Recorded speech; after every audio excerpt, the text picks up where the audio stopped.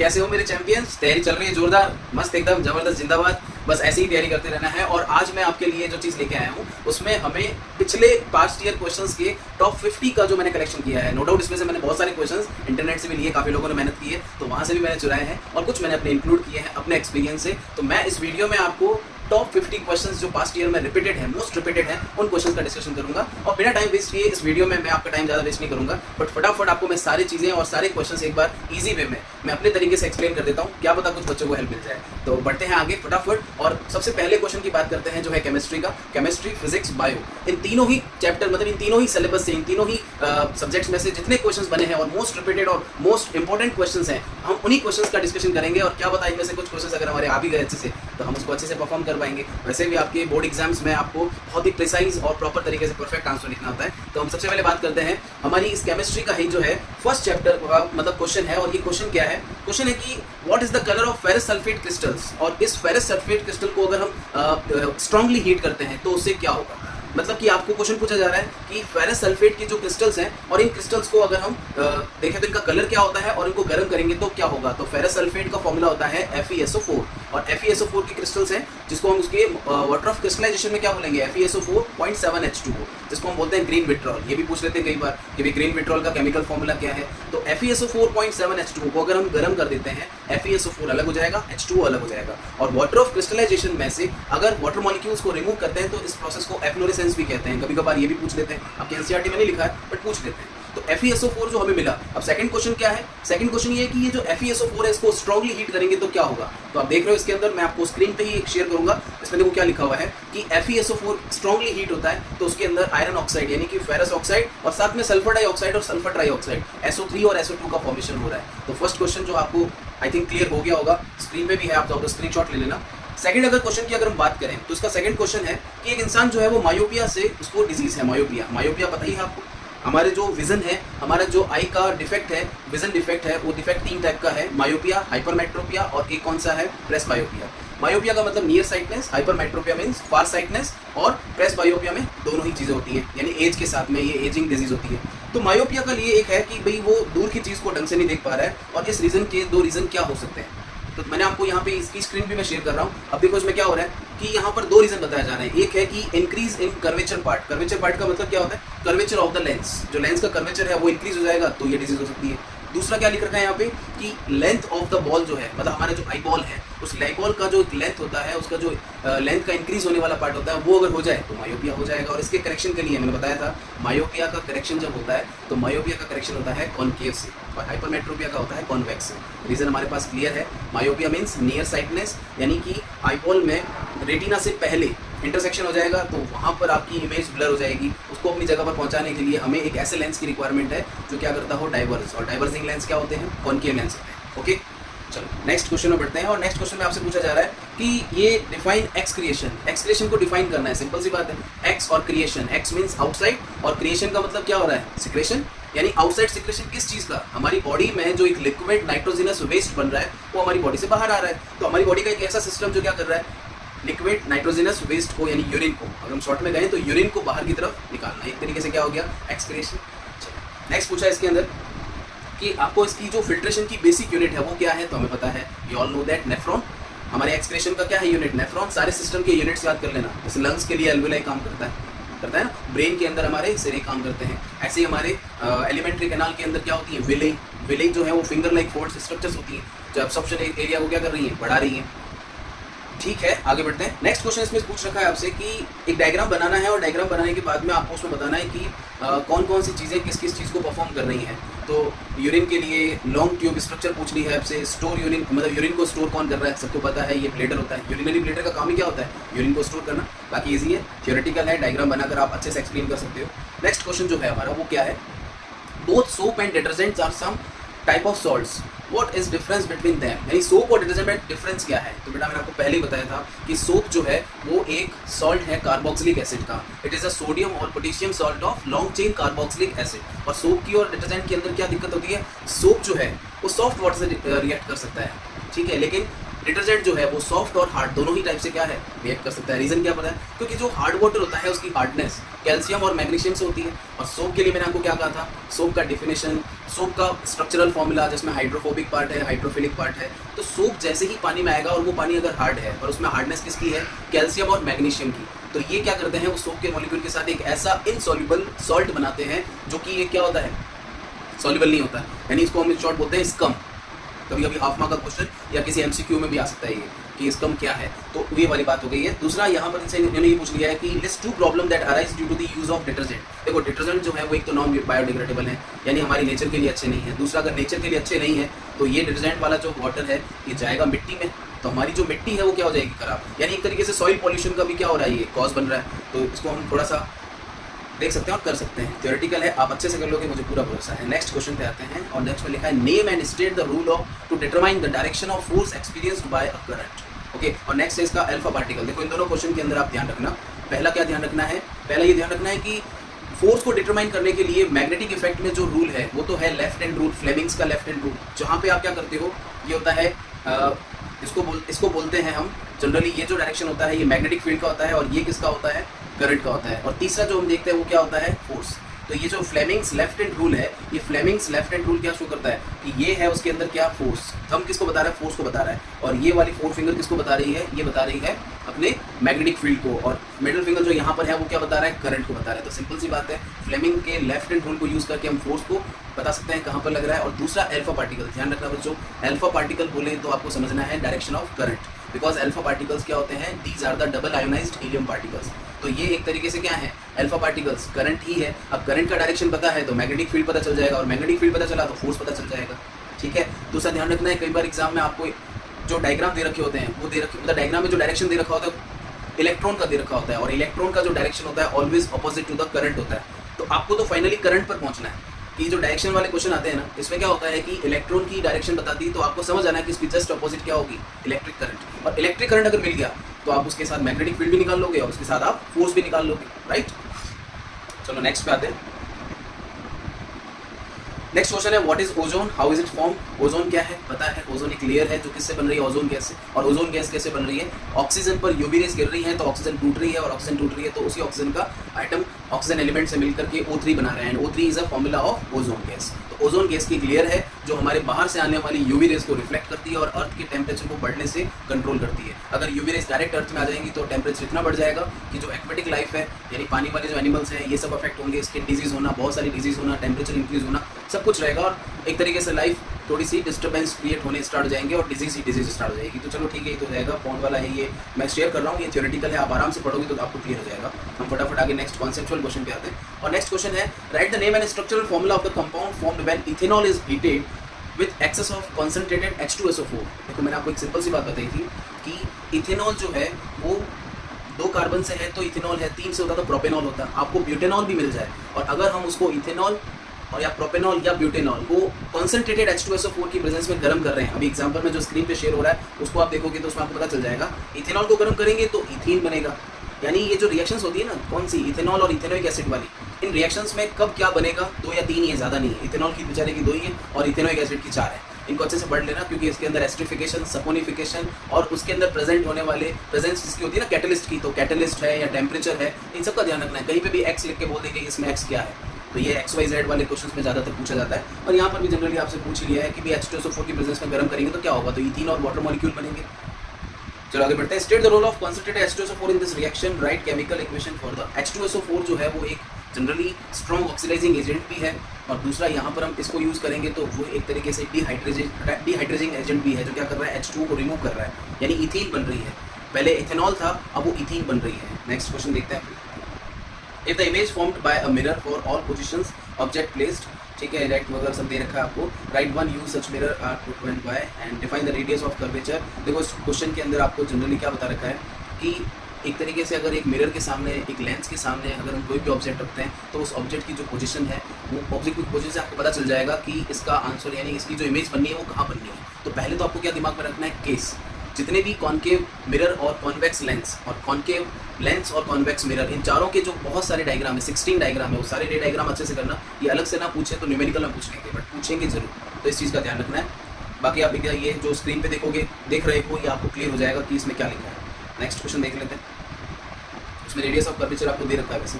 Next question है which of the two multi cellular organism spirogyra and planaria reproduce. Reproduction chapter का है, मैंने कहा था इस टाइप का क्वेश्चन बहुत रिपीट होता है। एसेक्सुअल रिप्रोडक्शन के टोटल जो 5-6 मेथड है, बडिंग है, चाहे स्पोर फॉर्मेशन है या फ्रेगमेंटेशन है या वेजिटेटिव प्रोपोगेशन है, जो भी है उसमें से आपसे कोई भी एक ऑर्गेनिज्म उठा के बोल देंगे इसमें कौन से टाइप का रिप्रोडक्शन हो रहा है। आपको ये पूछ लेंगे कि इस ऑर्गेनिज्म के अंदर कौन सा रिप्रोडक्शन हो रहा है, या ये जो टाइप ऑफ रिप्रोडक्शन है इसका एग्जाम्पल दो, रीजनरेशन का एग्जाम्पल दो, तो इट इज अ प्लेनेरिया। अब आपसे प्लेनेरिया पूछ लिया है तो आपको इसके लिए क्या लिखना है, टाइप ऑफ एसेक्सुअल मेथड, तो वो क्या है यहाँ पर प्लेनेरिया का क्या हो जाएगा रीजनरेशन, और स्पाइरोगायरा का हो जाएगा fragmentation.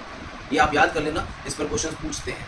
Give an example of other organism which can also reproduce by the same process. अब ये तो एक एग्जांपल हुए, मैंने आपको 4-5 लिखवा रखे हैं, जैसे कि हाइड्रा और यीस्ट एक कैटेगरी में आ गया है ना, अमीबा है, प्लाज्मोडियम है। इन सब के लिए आपको मैंने वेजिटेटिव प्रोपोगेशन में रोज का एग्जांपल दिया, नेरियम का एग्जांपल दिया, मनी प्लांट का एग्जांपल दिया है, स्वीट पोटैटो का एग्जांपल दिया है। तो ये सब क्या है, डिफरेंट एग्जांपल्स हैं, दो तीन सबके याद रखना, एक ये दे देंगे तो एक आपको याद होगा, ठीक है।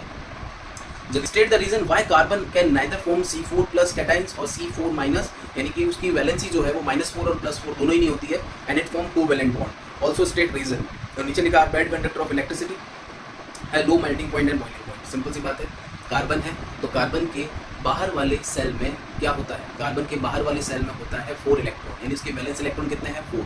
अभी बेचारा 4 इलेक्ट्रॉन लेगा तो सिस्टम में टोटल हो जाएगी 10 इलेक्ट्रॉन, और सिस्टम 10 इलेक्ट्रॉन को झेल नहीं पाएगा, मतलब वहाँ पर इलेक्ट्रॉन लेने पर तो क्या हो गया, क्रॉस लग गया। अब ये सोच रहे हैं कि मैं अपने बाहर वाले सेल के 4 इलेक्ट्रॉन दे देता हूँ।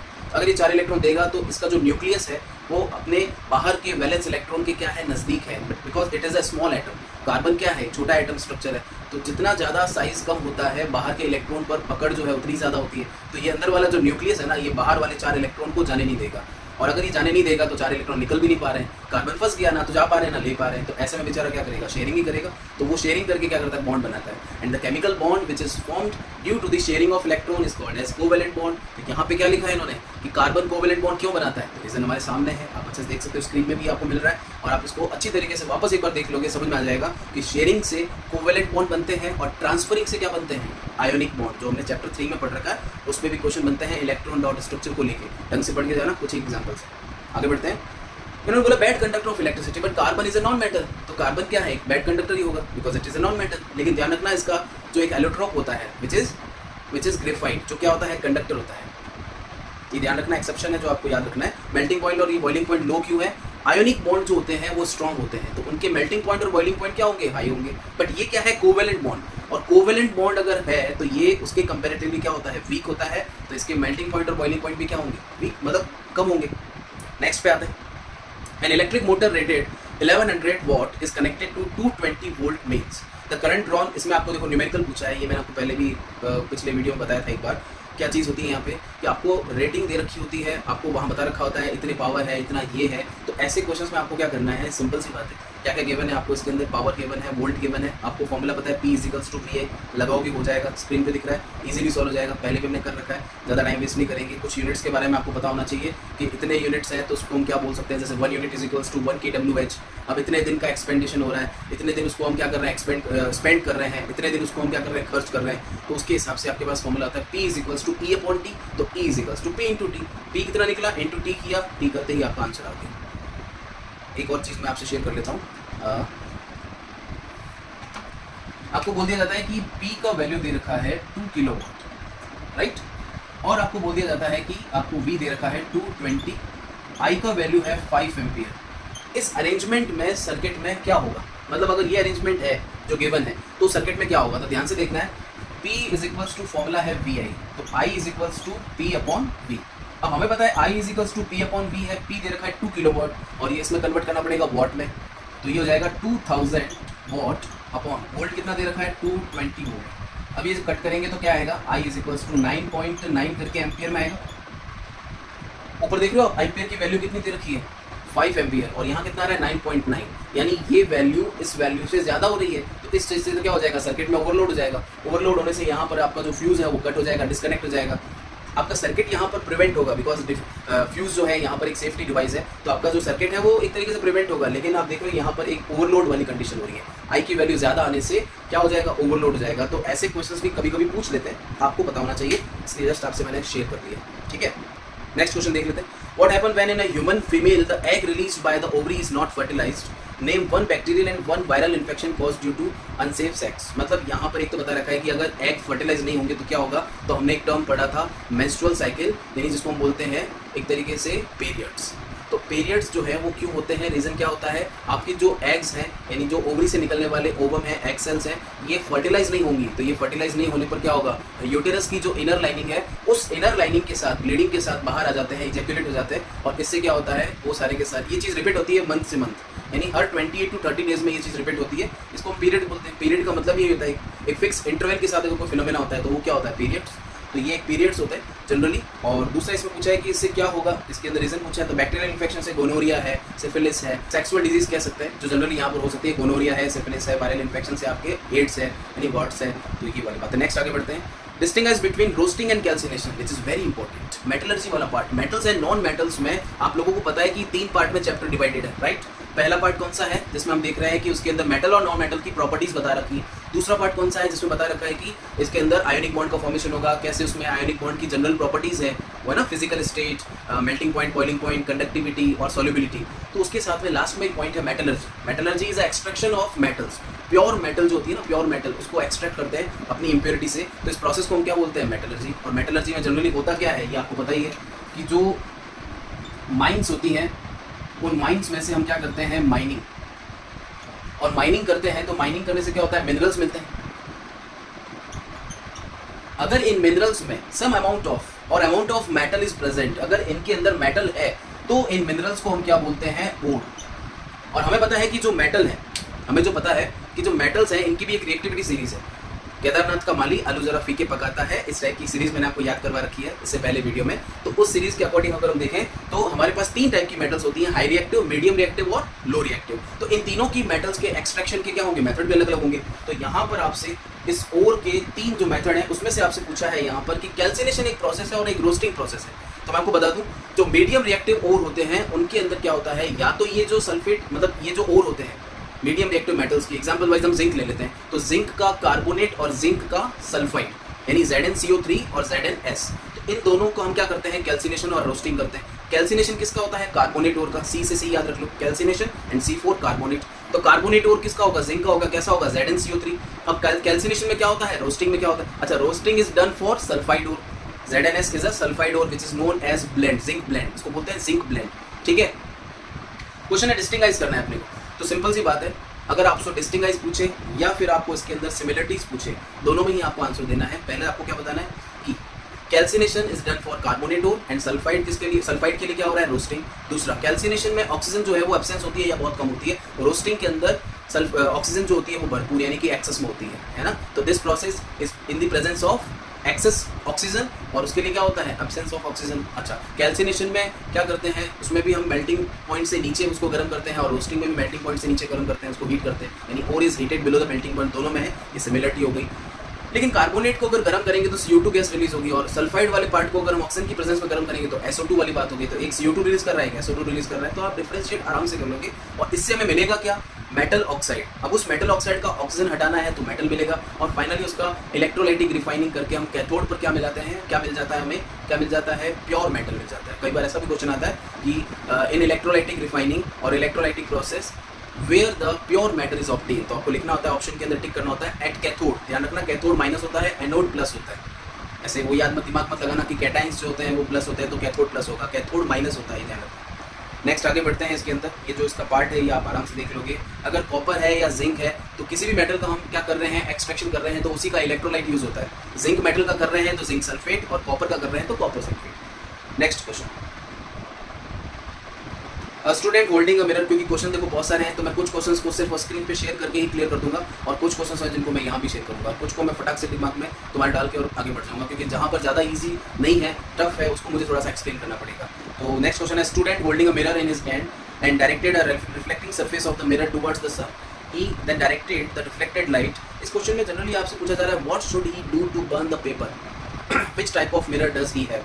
सिंपल सी बात है, अपने पास में अगर एक कॉन्केव मिरर होगा तो वही आने वाली लाइट को क्या करेगा, कन्वर्स करेगा। Concave mirror is a converging mirror and convex mirror is a diverging mirror. तो ये क्या करते हैं, आने वाली रेज को फोकस पे क्या ले आएगा, कन्वर्स कर देगा, और फोकस पर इतनी सारी गर्म रेज आकर गिरेगी। तो नॉर्मली अगर उसके अंदर हम खड़े हैं और हमारी दिक्कत हो रही है, तो ऐसे में अगर इतनी सारी रेज एक पॉइंट पर आकर के सेंटर्ड होती है या एक तरीके से कन्वर्स होती है, तो वो पॉइंट कितना गर्म होगा, तो जलाने के लिए, बर्न करने के लिए काफ़ी है, राइट। नेक्स्ट आपका क्या दे रखा है, देखो आप, name the parts A B C shown in the following diagram. यानी यहाँ पर एक फ्लावर का डायग्राम है और उस डायग्राम में ए बी सी आपको क्या करना है, लेबल करना है। कर लोगे यार, इतना तो इजी है। मतलब एक फ्लावर का डायग्राम कितना इजी वे में बना सकते हैं ये भी मैंने आपको बता रखा है, तो आप आराम से लेबल वाले डायग्राम को देख लोगे और उसकी फंक्शनिंग भी कर लेना। नेक्स्ट क्वेश्चन है आपका, write the molecular formula of the following carbon compound. अब आपसे पूछा molecular formula, methane, meth plus ane. Meth means एक कार्बन है और एन का मतलब क्या है यहाँ पर, सिंगल बॉन्ड। तो कार्बन एक कार्बन है और सिंगल बॉन्डेड है, तो उसकी चारों वैलेंसी को पूरा किससे कर रहे हैं, हाइड्रोजन से, तो इट इज CH4। नेक्स्ट है प्रोपेन। प्रोपेन में क्या हो गया, 3 कार्बन हो गए, प्रोप प्लस एन, यानी कि 3 कार्बन सिंगल बॉन्डेड है एक तरीके से और उन सबके हाइड्रोजन लगाएं, तो यहाँ पर क्या बनेगा, CH3 CH2 CH3। और वैसे फॉर्मूला भी तो होना है एल्केन का, CnH2n+2, वो लगा करके सॉल्व करोगे ज़्यादा अच्छे से होगा। आगे बढ़ते हैं। Carbon compounds have low melting point and boiling point 1। वापस वही क्वेश्चन आ गया ना, रिपीट होकर के। कार्बन कंपाउंड्स कोवेलेंट बॉन्ड बनाते हैं और कोवेलेंट बॉन्ड क्या है, comparatively weaker then ionic bond. तो यहाँ पर क्या होगा, कार्बन के जो बॉन्ड्स हैं वो वीक है, तो वीक है तो बॉइलिंग पॉइंट और मेल्टिंग पॉइंट भी क्या होंगे, लो होंगे। नेक्स्ट अगर हम बात करें, इसको तुम देख लेना एक बार अच्छे से। An object is placed as the distance of 30 centimetre from a concave lens. एक चीज ध्यान रखना, एक ट्रिक बताई थी मैंने, RPF। R means radius of curvature और रेडियस ऑफ लेंस या मिरर जो दे रखा है, पावर, एंड F मीन्स होता है फोकल लेंथ। ये तीनों ही जो होते हैं वो कॉन्केव के लिए हमेशा नेगेटिव होते हैं और कॉन्वेक्स के लिए हमेशा क्या होते हैं, पॉजिटिव, चाहे वो लेंस है या मिरर है। तो ध्यान रखना है RPF, it is a trick to learn कि कॉन्केव मिरर है या कॉन्केव लेंस, उसके लिए तीनों क्या होंगे, माइनस होंगे हमेशा। आप न्यूमेरिकल करते हो ना, तो U, F, V वगैरह की वैल्यूज स्प्लिट करते हैं, तो ऐसी वैल्यूज को माइनस में लेना है या प्लस में लेना है, ये आपको पता होना चाहिए।